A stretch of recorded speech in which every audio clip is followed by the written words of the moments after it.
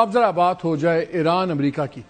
پچھلے 36 گھنٹوں میں بہت کچھ ہو رہا ہے. وہ ریسٹاز نہیں ہے جو واشنگٹن آپ کو نظر آ رہا تھا سوئٹزرلینڈ کا, لیکن بہت امپورٹنٹ ڈیولپمنٹس ہوئی. پزشکیان صاحب آئے پاکستان, وہاں پہ بڑی اسٹرانگ سٹیٹمنٹس آئیں, اور خاص طور پر میزائل پروگرام پہ تھوڑی سی کنفیوژن ہوئی. تو اس کے بعد انہوں نے کہا میزائل پروگرام نے تو ہمیں بچایا, ہماری گارنٹی ہے, یہ نہ کبھی پارٹ آف کسی ڈیل کا تھا, نہ ہوگا, اور آئندہ بھی نہیں ہوگا. سو بڑا کیٹیگوریکل.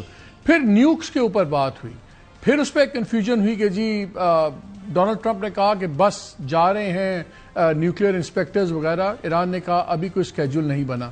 ایران نے انکار نہیں کیا. انکار کی جتنی بھی لینگویج ابھی آ رہی ہے بڑی تھوڑی سی ایمبیویلنٹ سی لینگویج ہے کہ کبھی ہاں اور نہ دونوں اس میں ہوتے ہیں.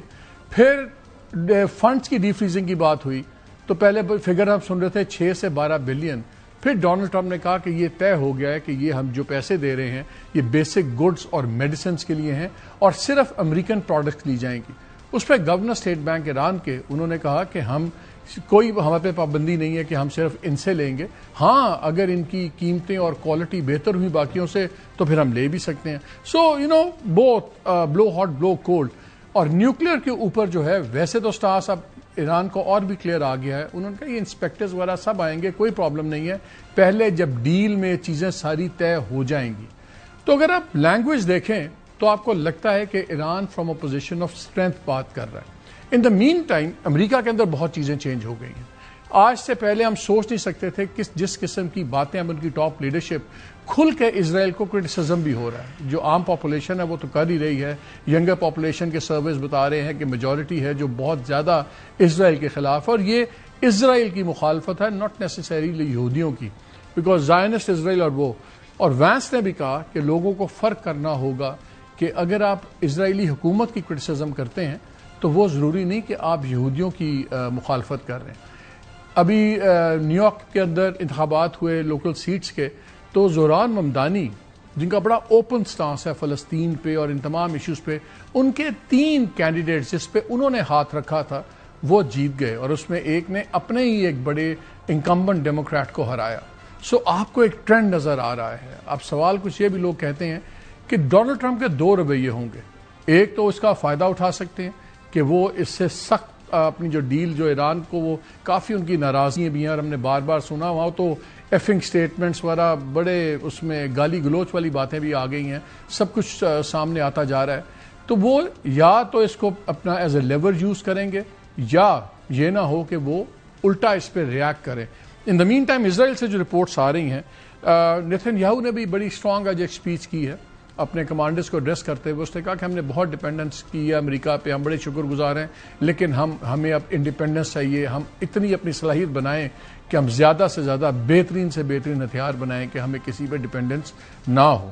اسرائیلی ٹیلی ویژن رپورٹ کرتا ہے کہ جی کچھ کافی پابندیاں وغیرہ آ رہی ہیں, چینل 13 ان کا ہے, اور اس نے کہا ہے کہ جی پہلے جو ہمیں کھلی چھٹی تھی, انہیں سیکیورٹی والے بندے کو کوٹ کیا کہ جو کھلی چھٹی تھی ہمیں لبنان کے اندر کرنے کی, اس پہ کچھ پابندیاں لگ گئی ہیں. پہلے تو یہ کہا گیا کہ آپ بیروت میں اور طائر شہر میں آپ بمباری نہیں کریں گے, پہلے تو یہ پابندی تھی. اور پھر اس نے کہا کہ پہلے ہمیں اجازت تھی کہ آپ جو مرضی کریں, اور you had permission to operate without restriction, that period is over. So یہ چیزیں بھی سامنے آ رہی ہیں. دیکھنا اب یہ ہے کہ سب سے بڑے 2 ہی لوگ مسئلے کہتے ہیں کھڑے میں اس وقت, ایک لبنان کا اور ایک اسٹیٹ آف ہرمز کا فیوچر سٹیٹس. کیا یہ چیزیں بگڑ تو نہیں سکتی, کیونکہ ایران کا سٹانس بہت زیادہ کھل کے ہارڈ لائن ہوتا جا رہا ہے. شجاع نواز صاحب ہمارے ساتھ ہیں, پولیٹیکل اسٹریٹجی اینالسٹ, آتھر. السلام علیکم شجاع صاحب. وعلیکم السلام. شجاع صاحب, اب یہ ورڈز ہم کہاں سنتے تھے کہ you can't kill your way out of every security crisis, ویٹ پینک ہے, ایک فریک آؤٹ ہے, اور اسرائیل کا کرٹیسزم یہودیوں کا کرٹیسزم نہیں ہے, and you need to differentiate between American interest and Israeli interest, اور اگر ڈفرنس ہوگا تو ہم پہلے امریکن انٹرسٹ کریں گے. امریکہ میں اس کا سمجھا دیں ہو کیا رہا ہے, کیا یہ ایک مومنٹری ایک فرکشن ہے یا واقعی ایک گلف بن رہا ہے وہاں پہ؟ جس طرح نائب صدر وینس نے کہا wake up and smell the reality, American saying ہوتی ہے wake up and smell the coffee. تو Trump administration itself is waking up and smelling the reality at home. اور وہ دیکھ رہے ہیں کہ عوام جو ہے دونوں پارٹیوں کی وہ ان کے خلاف جا رہی ہے.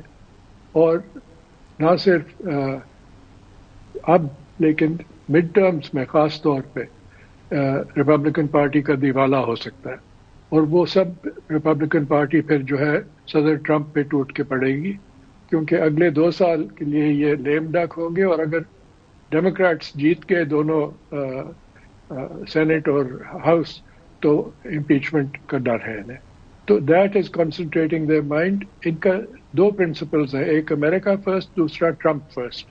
اور ٹرمپ ابو آل. آپ وائس پریزیڈنٹ وینس کی بھی جو بیانات ہیں وہ دیکھیں کہ وہ ہر طرح سے واپس لے آتے ہیں بات کہ ٹرمپ کی آپ تنقید نہیں کر سکتے اور ٹرمپ کو ٹرسٹ کریں، ہی ول ڈو ایوری تھنگ. میرا یہ خیال ہے کہ کہنے کی بات ایک اور ہے اور کرنے کی بات اور ہے. اب دیکھیں گے یہ کہ امریکہ آن گراؤنڈ کیا کرے گا جو کہ اسرائیل کو کنٹرول کر سکے. اس میں 2 چیزیں ہیں. ایک تو یہ کہ جو 3.8 بلین سالانہ ملٹری ایڈ ملتی ہے اس کو روکیں گے یا نہیں.